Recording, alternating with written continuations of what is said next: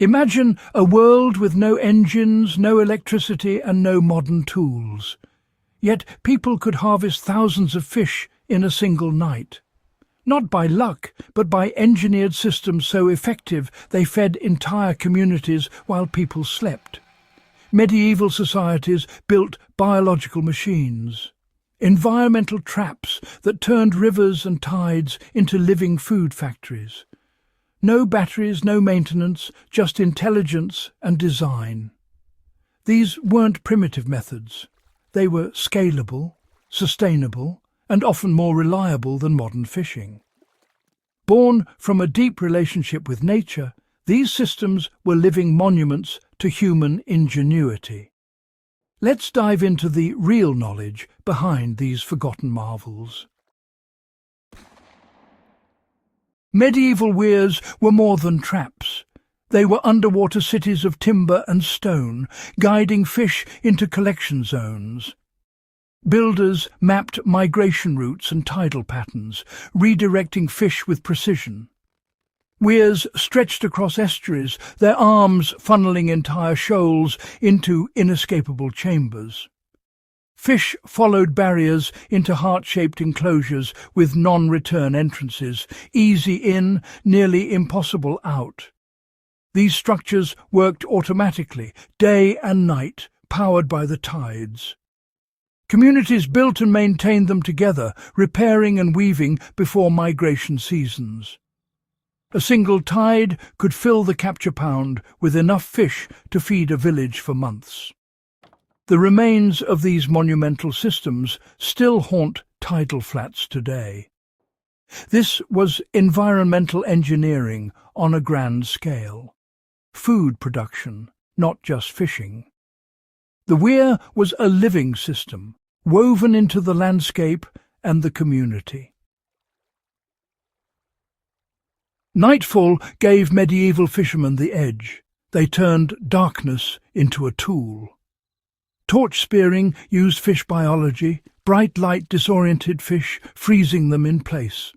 With resinous torches and multi-pronged spears, fishermen hunted in shallow waters, compensating for light refraction with practiced skill. No bait, no nets, just knowledge and coordination.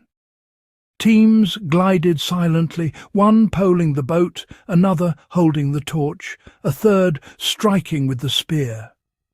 Torch fishing was systematic, based on seasonal patterns and moon cycles.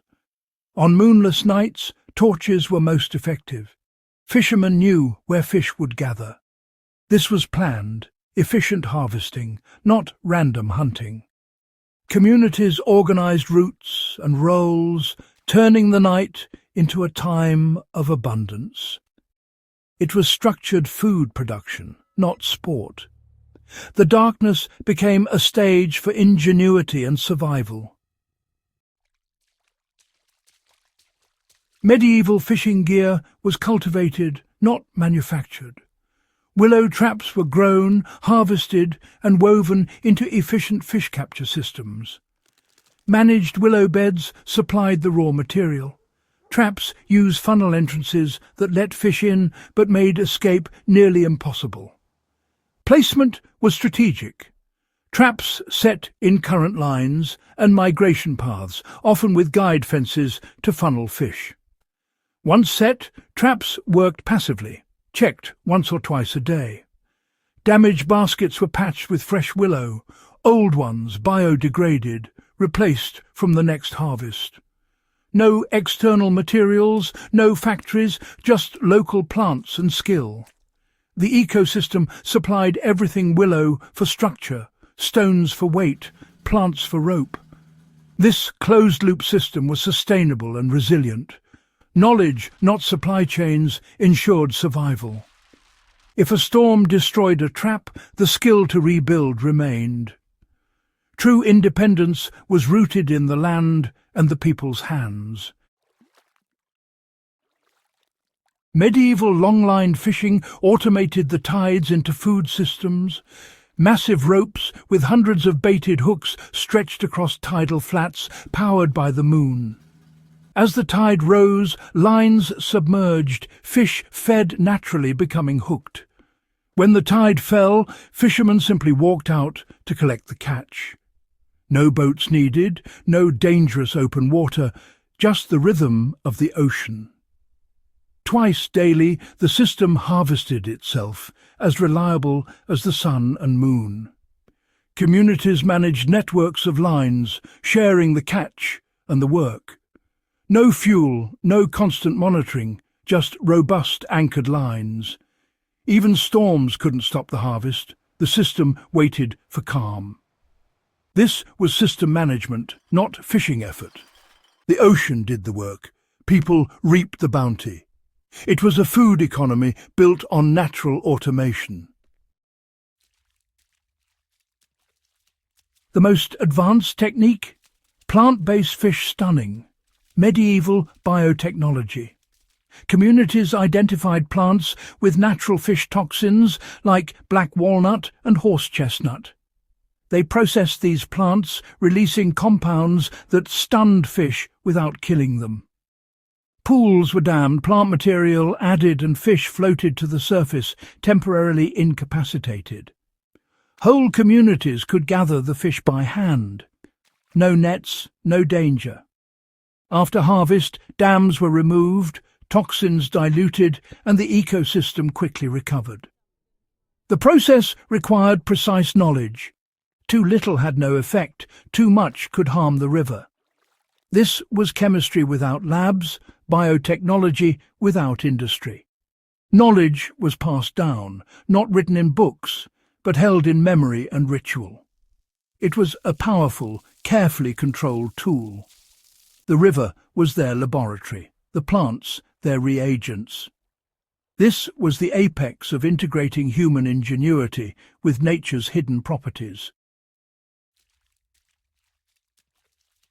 What set these techniques apart was their philosophy. Systems, not tools. Medieval fishing wasn't about overpowering nature, but integrating with it. A weir or willow trap was a system, leveraging the river's energy and the fish's instincts. Once built, these systems operated automatically, using nature's rhythms.